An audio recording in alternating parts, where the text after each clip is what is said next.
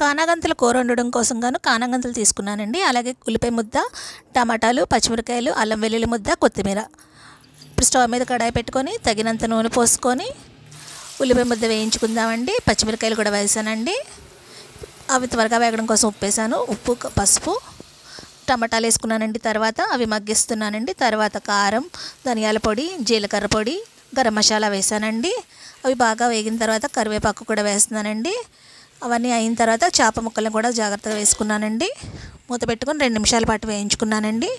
ఇప్పుడు తగినన్ని నీళ్ళు పోసుకొని కూర ఉడికించుకుందామండి. లాస్ట్గా కొత్తిమీర వేసుకొని స్టవ్ కట్టేసుకొని దింపేసుకున్నాను. ఇదిగోనండి ఇగుర్ల ముక్క. ఇప్పుడు అన్నం పెట్టుకున్నానండి. తిని చూపిస్తాను మీకు టేస్ట్ ఎలా ఉన్నదన్నది.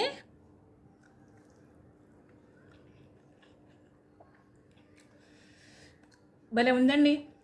అన్నీ కరెక్ట్గా సరిపోయినాయండి. ఉప్పు, కారం, మసాలా అన్నీ కరెక్ట్గా సరిపోయినాయి వేసినవన్నీ కూడా.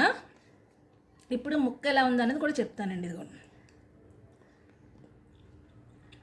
ఇది కూడా పర్ఫెక్ట్గా ఉడికిందండి.